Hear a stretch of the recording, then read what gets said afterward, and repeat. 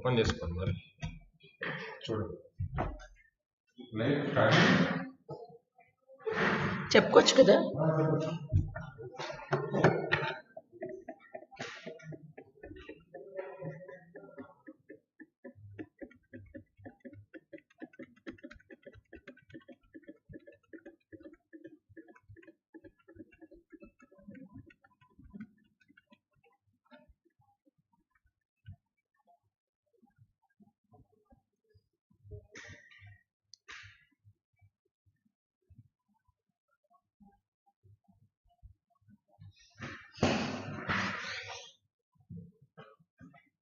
ఏదో సంథింగ్ డిఫరెన్స్గా ఉంది.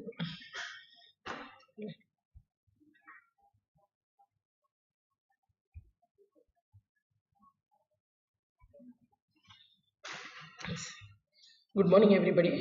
Today's class is the osteology of the femur, which is one of the longest bone in the body. If you can see, yes, this is about 46 centimeters length, and this is about the longest bone in the body. And when we compare the height with its length, the person's height is about 1/4 of the length of the femur. So 1/4 of the length, so it is about 46 centimeters. So this is the longest bone in our body. So this is the long bone. As such, any long bone, what we see is it consists of upper end, intervening shaft, and the lower end. So this is the upper end of the femur. This is the intervening shaft of the femur. This is the lower end of the femur. So when you see the each ends, what are the parts? When you see the upper end of the femur, the upper end consists of, there is a rounded structure which is called as the head of the femur. Beneath the head, there is a constricted part. This constricted part is called as the neck of the femur. So this is the constricted part we are calling as the neck of the femur. Next to the femur, next to the neck of the femur, there are two trochanters. The one which is at the upper side is called as a greater trochanter. So this is greater trochanter, and this which is present on the posterior and inferior side, this is called as a lesser trochanter of the femur. So this is a lesser trochanter of the femur. Next, coming to the of your other parts, the line which is extending from greater trochanter to the lesser trochanter is called as intertrochanteric line. So this line is called as intertrochanteric line, which is extending from greater trochanter to lesser trochanter. See, this is on the anterior surface. When you see on the posterior surface, there is a crest which is present from greater trochanter to the lesser trochanter. This is the greater trochanter, this is the lesser trochanter. So between it, what you are seeing is the intertrochanteric crest. So this is the intertrochanteric crest. So when you see the upper end, the parts that you come across at the upper end are the head, which is a rounded part. Next to the head, the constricted part is called as a neck. This is called as the neck of the femur. After the neck, there is about 9 centimeters length, which is called as a greater trochanter of the femur. So this part is called as a greater trochanter. This is called as a lesser trochanter of the femur. Yes, the conical projection what you are seeing on the posterior side is called as lesser trochanter of the femur. Between the greater trochanter and the lesser trochanter, on the anterior surface, the line which is extending is called as intertrochanteric line. So this line what you are seeing is called as the intertrochanteric line. Same way, when you go on the posterior surface from the greater trochanter to the lesser trochanter, what you are seeing, this crest is called as intertrochanteric crest. This is called as a crest. Intertrochanter, between the two trochanters it is present, so this is called as intertrochanteric crest. So these are the parts of the upper end of the femur. After the upper end, the cylindrical part what you are seeing, the intervening part is called as a shaft. This shaft consists of surfaces and borders. Yes, there are 3 surfaces and 3 borders. The one border that you are seeing medially will be the medial border. So this is called as condyle, medial condyle, from the medial condyle what you can see, but that is a ill-defined border. So this is called as medial border of the femur. From the lateral condyle, this is the lateral condyle of the femur. This border is called as a lateral border of the femur. Medial border, lateral border. On the posterior side, this is called as a posterior border of the femur. This border is called as a posterior border of the femur. So medial border extends from the medial condyle epicondyle. So this is a medial border. This is called as, which is extending from the lateral epicondyle, is called as a lateral border. Posteriorly what you are seeing is a posterior border. When you see the surfaces between the medial border and the posterior border, this surface is called as medial surface. Between the medial and the posterior border, this surface is called as medial surface. Between the lateral border and the posterior border, the surface is called as lateral surface. Between the lateral border, yes, and the posterior border, this surface is called as lateral surface. And the rest which is present between the medial and the lateral border. So this is the medial border, this is the lateral border.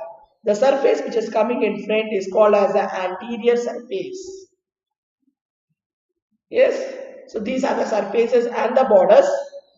Next, when you see the lower end of the femur, medially the condyle is called as medial condyle. This is called as the medial condyle of the femur. This condyle is called as the lateral condyle of the femur. When you go beneath and see, there is a fossa which is present on the posterior side. This is called as intercondylar fossa. This fossa what you are seeing is called as intercondylar fossa. So these are the parts of the femur. Now before going to the each part or each end, the description in brief, in depth, let's have what is the anatomical position. If this bone is given, we have to say the first which side this bone belongs to. So catch the femur in such a way, the upper end, which is consists of a head, that rounded structure, comes at the upper part. Yes, and the lower end, which consists of medial and the lateral condyle, should lie at the lower part. So the upper end is the constricted part, but the lower part, when you are seeing, it is a expanded part. It is expanded at the lower part, whereas upper end is a constricted part, which consists of head, neck, and the greater trochanter. So catch the femur in such a way, the head comes at the upper part and this lies at the lower part. So you knew now which should be caught and not in this way. Yes, you should catch where the head is coming at the upper and that where the condyles are present at the lower side. Next, coming to the top here, which should be faced anteriorly and which should be faced posteriorly. When you see the femur, you can see the anterior part, anterior whole surface, the shaft is convex. The convexity is more at the middle 1/3. To catch the femur in such a way that the anterior surface, the convexity comes in front. This is one part. Other thing is, as we have said, between the greater and the lesser trochanter, anteriorly the line which is coming is an intertrochanteric line. So this is the anterior surface where you get intertrochanteric line in front. When you go posteriorly, this is the intertrochanteric crest. So catch the femur in such a way that convexity, which is the maximum convexity, which should be present at the top, the middle 1/3 of the shaft, coming anteriorly. Yes, other than that, yes, this is the lower end. So this is the side. So when you are catching it, one more part. When you are seeing it, yes, we have said this is the head. The head will be articulating with the acetabulum. So when you are catching, the head should be directed forward and medially. So when you are seeing it, so catch the femur in such a way, it is directed forward and medially. Yes, so this femur belongs to that of the left side. For example, if I caught the same femur on that of the right side, what will happen? Yes, we have said first catch the femur in such a way, the upper end which consists of head and the neck should be at the upper part, and this should be at the condyles which should be at the lower end. I caught in the same way, the upper end is the medial which consists of head, neck is the upper part, and the lower end which consists of the top your condyle, median and lateral condyle at the top of the lower part. Next, as we have said, the shaft, the maximum convexity should face anteriorly. Okay, I got it anteriorly only, and this is that of the posterior part, what you are seeing it. But when you are seeing it, the articulation, when you are seeing, yes, this would be the articulation. Yes, so when you are, if you have, so this is the hip bone. At this part, the articulation will be there in this way. So the posterior surface is coming in front. So this is the wrong side. But when you are catching here, yes, there it should be facing forward and medially it will be articulating with the acetabulum of the hip bone. So this is what it is present in situ in the body. So this is the anatomical position of the femur. Yes. After determining the side, so now we have determined the side determination of the femur. So this femur belongs to that of the left side. Okay. Now let's see in depth each parts, upper end, lower end, and that of the intervening part. The upper end, as we have said, it consists of head, neck, greater trochanter, lesser trochanter, and anteriorly what you are seeing is the intertrochanteric line. So this is the intertrochanteric line. So this is the head of the femur, neck. This is the greater trochanter of the femur. This is the lesser trochanter. Anteriorly you are coming across the intertrochanteric line. So when you see the head, first start with the head of the femur. The head will articulating with the acetabulum of the top. So this cup-shaped depression, what you are seeing in the hip bone, this is the hip bone which consists of ilium, ischium and pubis. It will be articulating with that of the acetabulum of the femur, acetabulum of the hip bone, and forming that of the hip joint. So this is the head which will be articulating, the rounded head will be articulating in a cup-shaped depression which is called as acetabulum and forms a joint which is called as the hip joint. When you see the head of the femur, it is covered by means of a cartilage. That cartilage is called as an articular cartilage. Whole of the head, which is spherical in shape, is covered by a cartilage which is called as that of the articular cartilage. When you see in the head, the center of the head, there is a small depression. Yes, there is a small depression. This small depression which is present at the center of the head is called as that of the fovea. So this is called as fovea capitis. This is at the center of the head.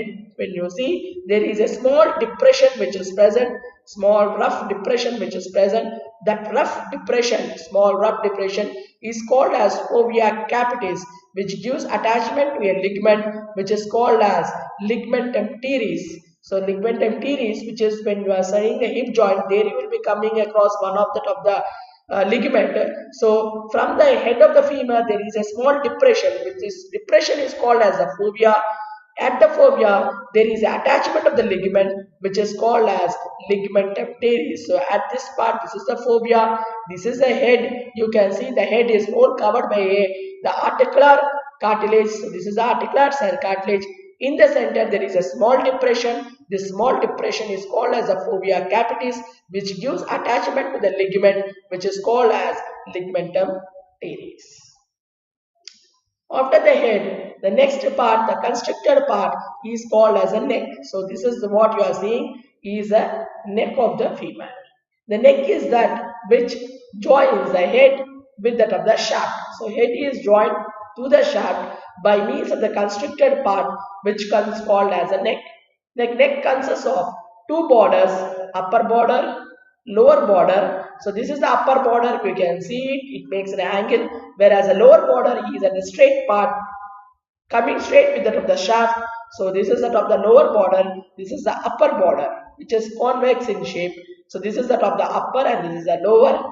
Surfaces on the neck is, this surface is called as anterior surface. This surface of the neck is called as the posterior surface of the neck. Yes, when you see the anterior surface of the neck, it consists of some impressions. Yes, there are some impressions which are present which is rough. These are because of at the neck part, there it gives attachment to the retinacular fibers of the fibrous capsule.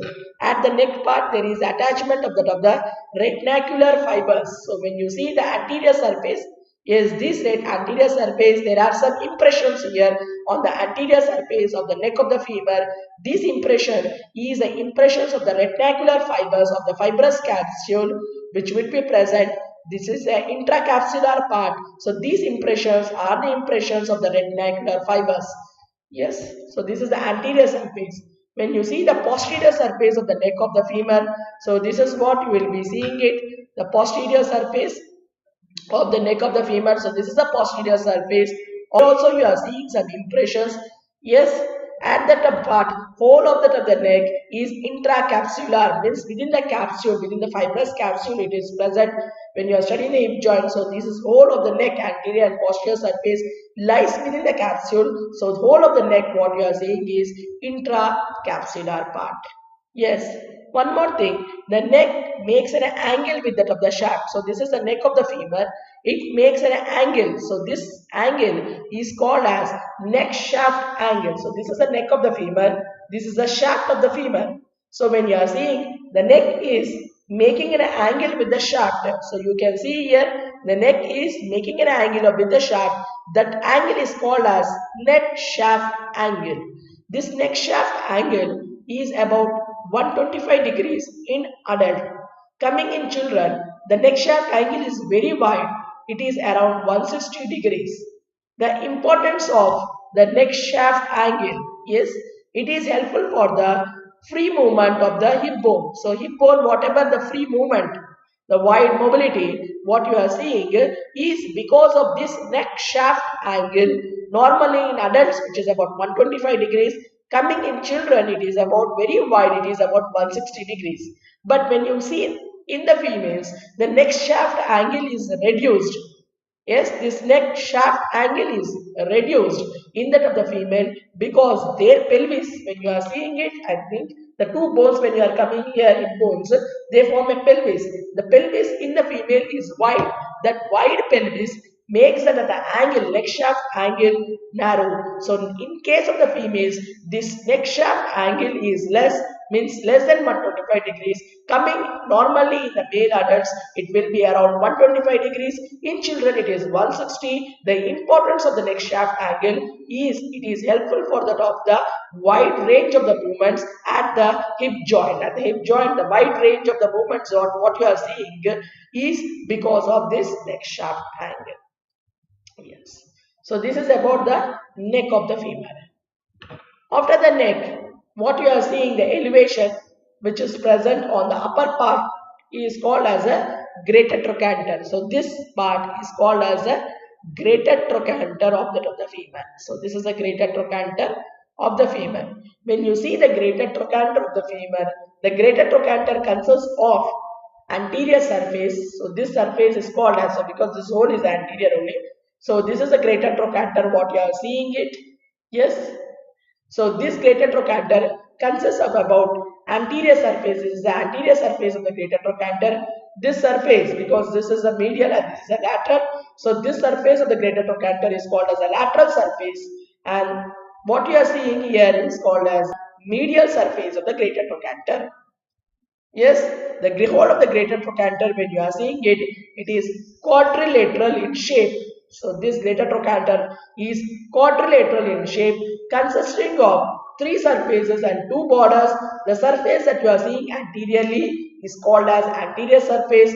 On laterally on the greater trochanter, this surface is called as a lateral surface, and the medial part, where you can see a small depression, it is called as a medial surface.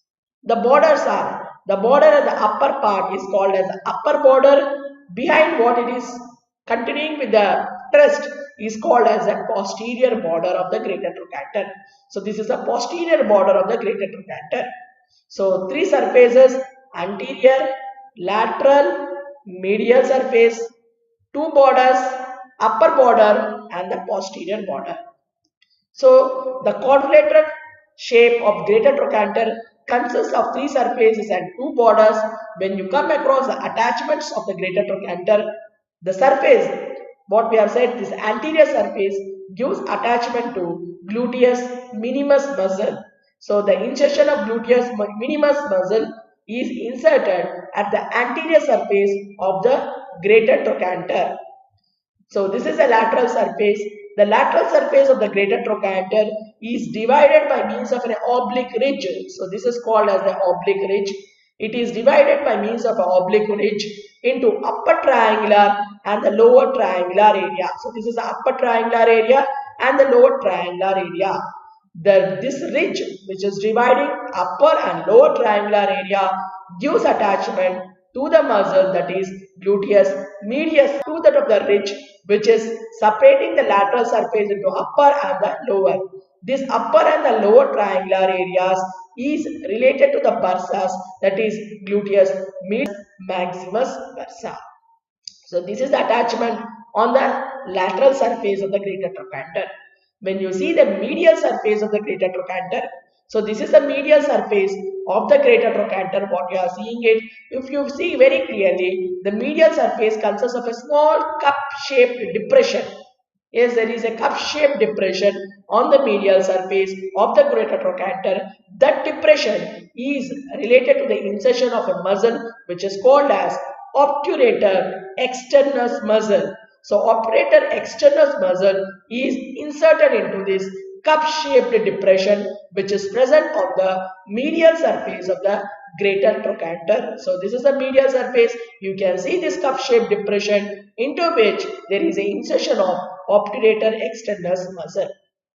Just above this cup-shaped depression, there is a small shallow depression which is present. So this just above this cup-shaped depression gives attachment to a tricipital tendon, means 3 tendons are getting inserted here. So that is superior gemelli, obturator internus and inferior gemellus. So because there are 3, it is called as tricipital insertion. So just above this fossa, what you are seeing, so this is the trochanteric fossa, what you are seeing, where there is an insertion of obturator externus. Just above this, the shallow impression or a shallow, just like here how you are seeing the depth, that pit like, but here that pit is very shallow. It receives the insertion of 3 tendons, superior gemelli, inferior gemelli. In between the superior inferior gemelli, there is one more which is called as obturator internus. Obturator internus with 2 gemelli, so it is called as tricipital tendon. Yes, so that is about the medial surface of the greater trochanter. Now coming to the borders, as we have said, the greater trochanter consists of upper border and the posterior border. So this is the upper border of the greater trochanter. This is the posterior border of the greater trochanter.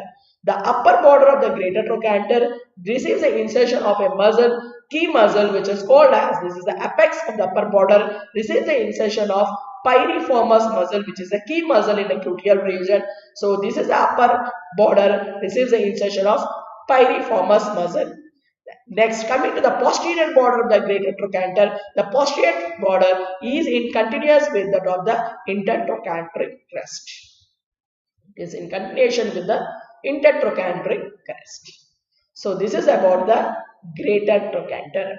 I am repeating again, when you are seeing the greater trochanter, whole of this greater trochanter, when you are seeing it, it is quadrilateral in shape. So this is the greater trochanter, what you are seeing. This greater trochanter is quadrilateral in shape. It consists of this surface, what you are seeing in front is the anterior surface. Yes, this is the medial part, this is the lateral part. So this surface is called as a lateral surface. Here what you are seeing is the medial surface of the greater trochanter. Anterior, medial, lateral surface. Borders are, the above border is called as the upper border of the greater trochanter. Behind what you are seeing will be the posterior border of the greater trochanter. So this is the upper border, behind will be the. So when I have said the attachment to the greater trochanter on the anterior surface, this anterior surface of the greater trochanter receives the insertion of gluteus minimus muscle. So this is the insertion of gluteus minimus muscle. The lateral surface is divided by means of an oblique ridge into upper triangular and a lower triangular area. That ridge triangular area receives the insertion of gluteus medius muscle. Next, this is the medial surface. The medial surface consists of a cup-shaped depression. This depression is the impression where there is an insertion of obturator externus muscle. So here you can come across obturator externus muscle insertion. Next, just above this, there is go above. Yes, there is an impression for the tricipital tendon where there is an insertion of superior gamma obturator internus with inferior gamma. So that is the insertion of tricipital tendon which is present just above the trochanteric fossa.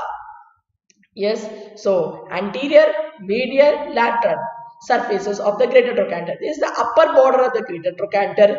This is the insertion of the muscle which is called as piriformis muscle, which is a key muscle at this part. Behind is the posterior border. The posterior border, this is the greater trochanter, is continuous with that of the intertrochanteric crest. It is continuing with that of the intertrochanteric crest. So this would be the posterior border of the greater trochanter. So when you are seeing, yes, so this is will be the anterior border, this will be the posterior border of the greater trochanter. So that is about the greater trochanter. Next, after the greater trochanter, beneath and below there is a conical elevation which is present. This is called as that of the lesser trochanter. So this elevation posteriorly, so we are in the, because this is a crest, intertrochanter crest, means you are seeing the femur from the posterior side. So this small conical impression or elevation what you are seeing is called as a lesser trochanter. So this is the lesser trochanter. The lesser trochanter, when you feel it, it is rough. It gives insertion for that of your muscle, that is on the upper part it is a psoas major muscle, at the lower half it is the iliacus. The lesser trochanter, the attachment for this conical impression is the insertion of iliacus with psoas major muscle. So psoas major at the upper part and the iliacus at the lower part is the lesser trochanter is receiving the insertion of iliopsoas muscle. But when you are seeing, the lesser trochanter is present in the posterior and the inferior surface of the femur. After the greater and the lesser trochanter, we have said the upper end of the femur consists of lines between the trochanter, that is between the greater trochanter and lesser trochanter. On the anterior surface of the femur, the line which is extending from greater to the lesser trochanter is called as intertrochanteric line. What we are seeing, this line is called as the intertrochanteric line, which is extending from greater trochanter to that of the lesser trochanter. This is the greater trochanter and this is the lesser trochanter. So this line is called as the intertrochanteric line. When you see the attachment on the intertrochanteric line, two muscles and two ligaments are attached to this intertrochanteric line. The ligaments which are attached to the intertrochanteric line is, one is from the femur, the ligament is called as iliofemoral ligament. At this part it is the iliofemoral ligament. One more, the ligament is fibrous capsule which is present in all that of the joint. So the two ligaments which are attached are iliofemoral ligament and one is a fibrous capsule. And the muscles which are attached at the intertrochanteric line is, for that of your, this is the medial and this is the lateral part. On that of your medial, when you are seeing it, so this is the medial side and this is the lateral side. Medially is the line gives attachment for that of the muscle which is called as vastus medialis. Medially below it is attachment at vastus medialis muscle. Above, laterally and the upper part, it gives origin to that of the muscle which is called as vastus lateralis. So on the lateral side, because this is the lateral side, vastus lateralis. At that of your medial side, at the below part which is called as vastus medialis. So two muscles, the intertrochanteric line gives attachment to that of the two muscles and two ligaments. The ligaments are iliofemoral ligament and fibrous capsule. The muscles are, it gives origin to vastus medialis at the medial side and medial and the lower part of the intertrochanteric line. At the upper part, it gives origin to vastus lateralis. So this is about the intertrochanteric line. So this is the line vastus lateralis, vastus medialis, iliofemoral with that of the fibrous capsule ligament. When you go behind posteriorly, between the greater trochanter and the lesser trochanter is a intertrochanteric crest. So this is the intertrochanteric crest, what you are seeing it. The intertrochanteric crest consists of elevation at the midway. This elevation is called as the quadrate tubercle. So this is the elevation that you are seeing. So that elevation what you are seeing is a quadrate tubercle which receives the insertion of the quadratus femur. The impression is for the quadratus femoris muscle. So this is a quadrate tubercle which is present in the intertrochanteric crest. This is the elevation that you are seeing. So this elevation is called as quadrate tubercle, which is the gives attachment to that of the quadratus femoris muscle. So this is about the upper end of the femur. As we have discussed, the upper end consists of head, neck, greater, lesser, intertrochanteric line and the intertrochanteric crest. So we are done with all these parts. Head, which is articulating with the acetabulum. The neck makes a constricted part which makes an angle which is called as a neck shaft angle. Greater trochanter, which is this is a quadrilateral part what you are seeing. This is a quadrilateral part which consists of anterior, medial and the lateral surfaces with two borders. This and the lesser trochanter which is present on the posterior and inferior surface, a conical projection which receives the insertion of iliacus with psoas major.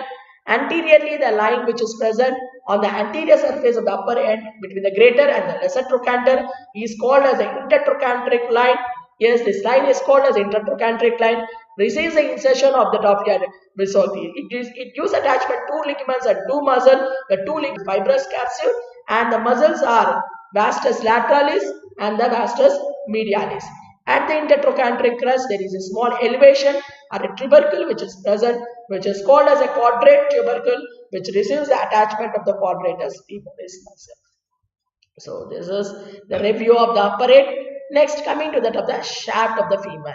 When you see the shaft, yes, so this is a shaft of the femur. Yes, the shaft is cylindrical in shape. Yes, when you see it, the convexity is more at that of the middle one third. The middle one third, the more convexity of the femur you can see at that of the middle one third. So when you are seeing the shaft, it consists of, as we have discussed earlier when we are doing the parts, yes, it consists of surfaces and border. The borders what you are coming across is from the of your condyle. This is the medial condyle. From the medial condyle, the border what you are seeing is that this is called as a medial border. Yes, sorry. Yes, so this is called as a medial border of that of the femur. Yes, and this is the from the lateral condyle what you are seeing is a lateral border of the femur. Yes, this is the lateral border of the femur. On the posterior side, so this where you are seeing linea aspera in the figure, so this is called as posterior border of the femur. Yes, the posterior border is only, it is represented here in the femur as linea aspera. So three borders, medial border from the medial epicondyle, lateral border from the lateral epicondyle, posteriorly this border is called as a posterior border. The surfaces which are intervening is between the medial border and the posterior border. Medially, the surface is called as medial surface. Between the lateral border and the posterior border, the surface is called as lateral surface. And front, what you are seeing is the anterior surface. Yes, but the shaft has more importance. The femur as is a long bone, one of the length, at the lengthwise, the most longest bone in our body, which is 1/4 of the height of an individual, as we have said earlier also. Yes, it is the posterior border as a more importance here, because the posterior border in the femur is represented as linea aspera, which is a ridge. So this is a ridge.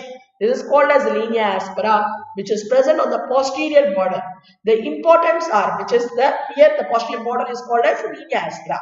Yes, the importance is, so when you see anteriorly it is convex.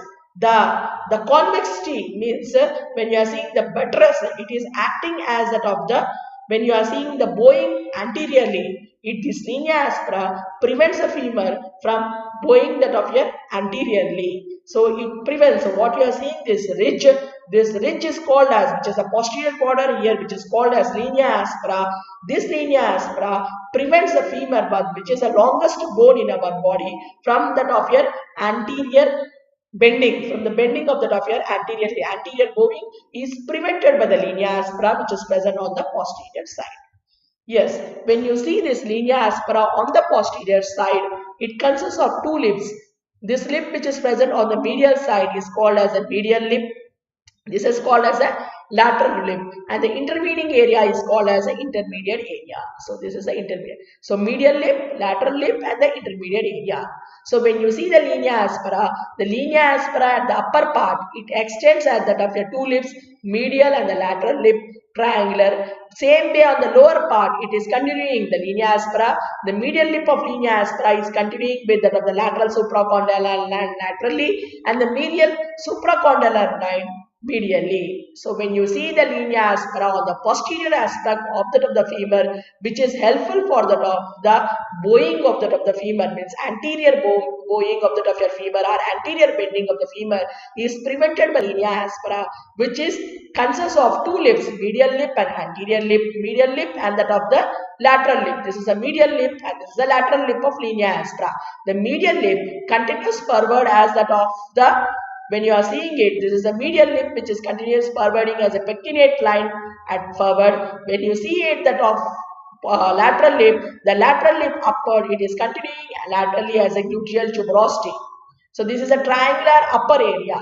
When you see at the lower part is also triangular, where the medial lip is continuing with the medial supracondylar line. So this is a medial supracondylar line, whereas the lateral lip is of the linea aspera is continuing with the lateral supracondylar line.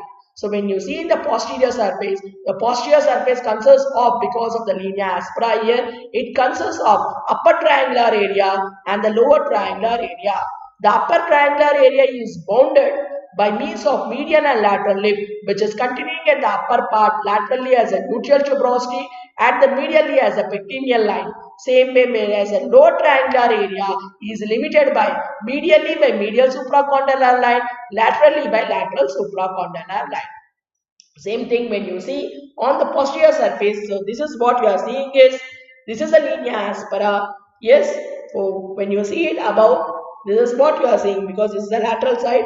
So this is what you are seeing here. What you are seeing is a gluteal tuberosity. This is the gluteal tuberosity.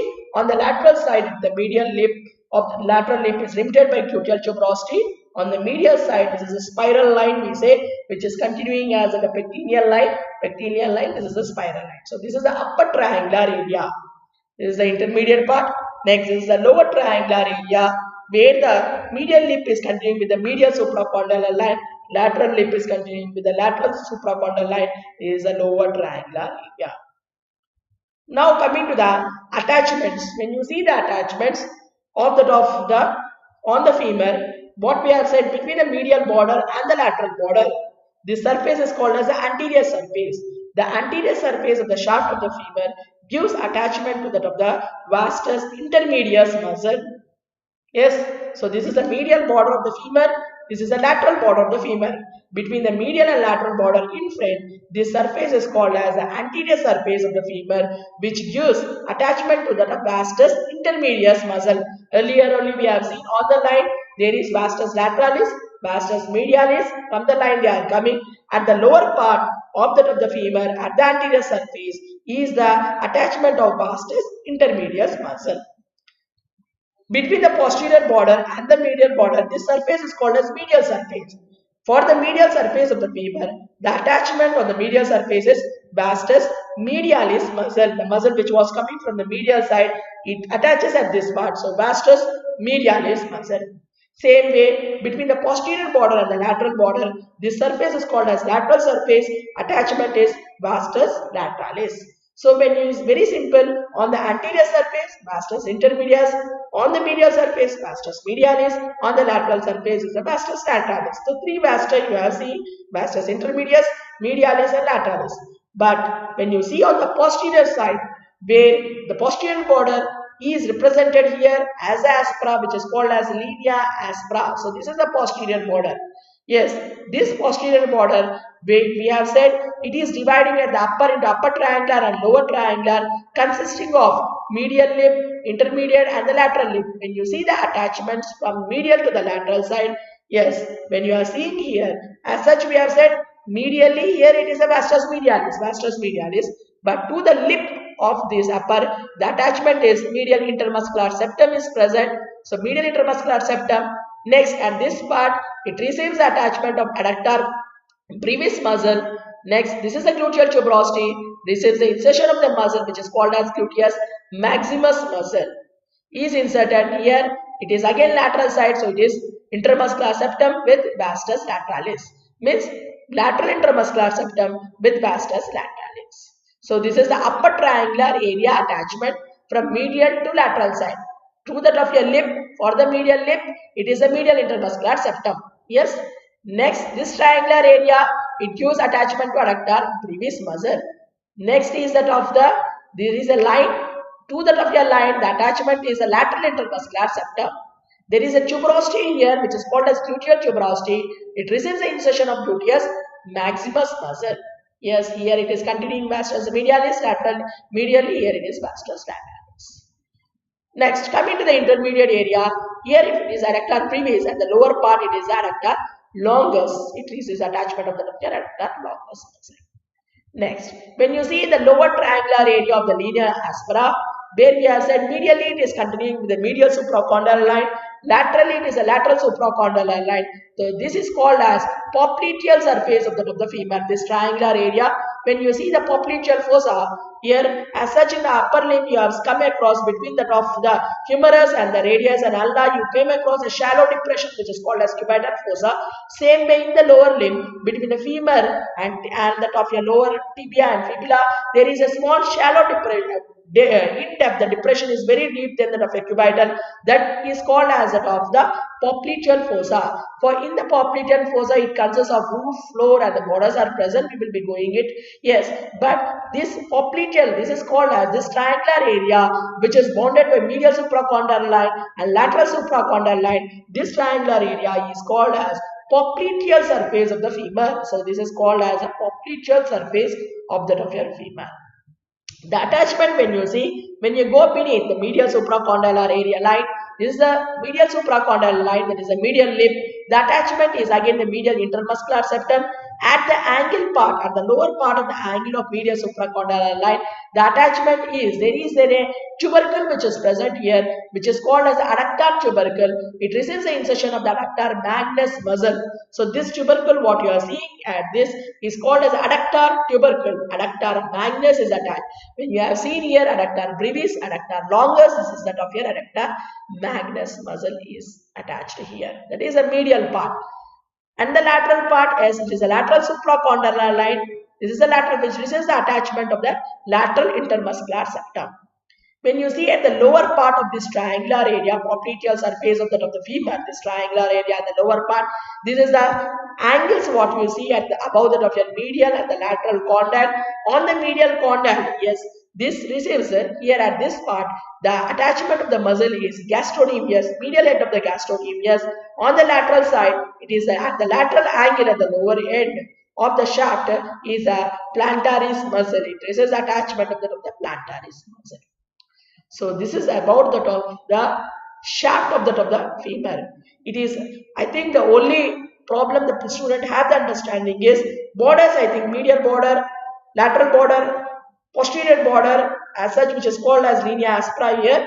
Yes, between the medial, yes, here it is vastus intermedius, vastus medialis, vastus lateralis. But when you go posterior only, here only you have to understand that there is the posterior border here itself, it is represented as linea aspera, which consists of medial lip and the lateral lip. When you are seeing it, this linea aspera, above it is forming a triangular area, below it is forming the lower triangular area. This lower triangular area, it is bounding the popliteal surface of the femur. This is the upper triangular area which is extending between the pectineal line or the spiral line and the gluteal tuberosity, which gives attachment to that of your intermuscular septum with that of your adductor brevis muscle. Same way when you are coming here, there is a medial and the lateral supracondylar line. Here the medial supracondylar line ending in a tuberous. This is a lateral supracondylar line which you are seeing it at these angles. Here at the medial side is a medial head of gastrocnemius and the lateral side it is the origin of the plantaris muscle. This is about the shaft. When you see, yes, when you are seeing here, this is that what we have discussed, aptellate pectineus. This is the gluteus maximus muscle. Intervening, what you are seeing is adductor brevis muscle. Same way coming down is adductor longus. This is the medial lip and the lateral lip at the lower part. This is the medial head of the gastrocnemius. This is the lateral head of the gastrocnemius with plantaris muscle. and there is a tubercle here, as we have said, in the medial side, which is called as adductor tubercle, which results in insertion of the adductor magnus muscle. So this is the lower end of the femur. So the lower end of the femur consists of medial condyle. So this is a medial condyle. This is the lateral condyle of the femur.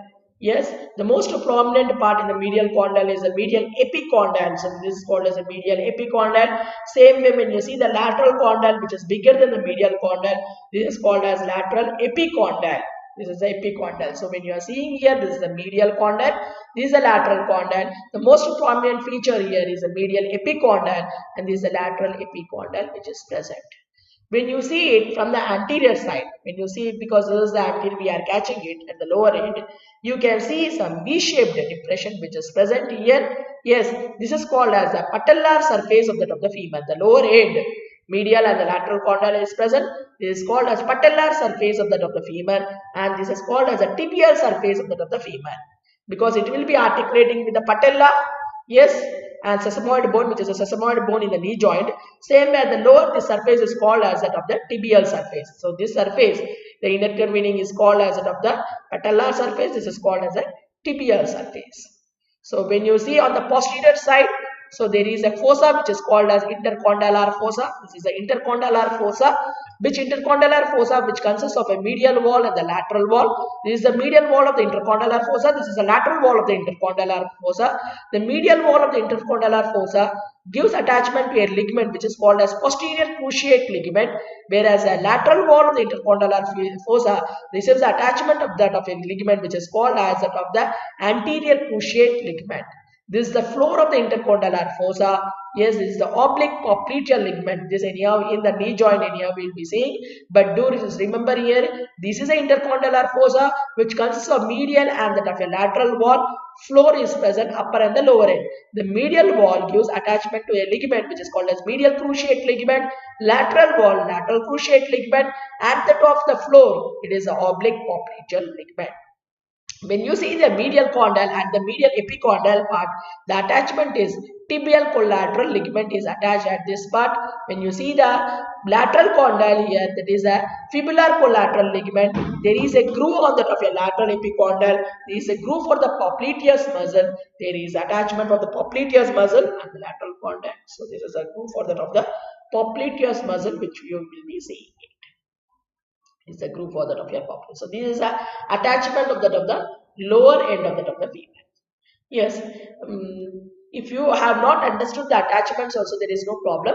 But the thing is that you need to know the at least the parts such as the upper end, head, neck, greater trochanter, lesser trochanter, intertrochanteric line which is present, intertrochanteric shaft crest, which shaft consists of that of your linea aspera and the surfaces and the borders.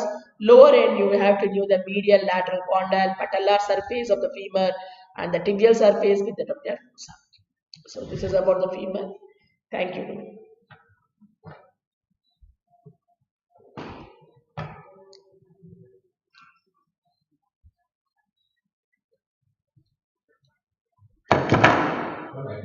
iPad.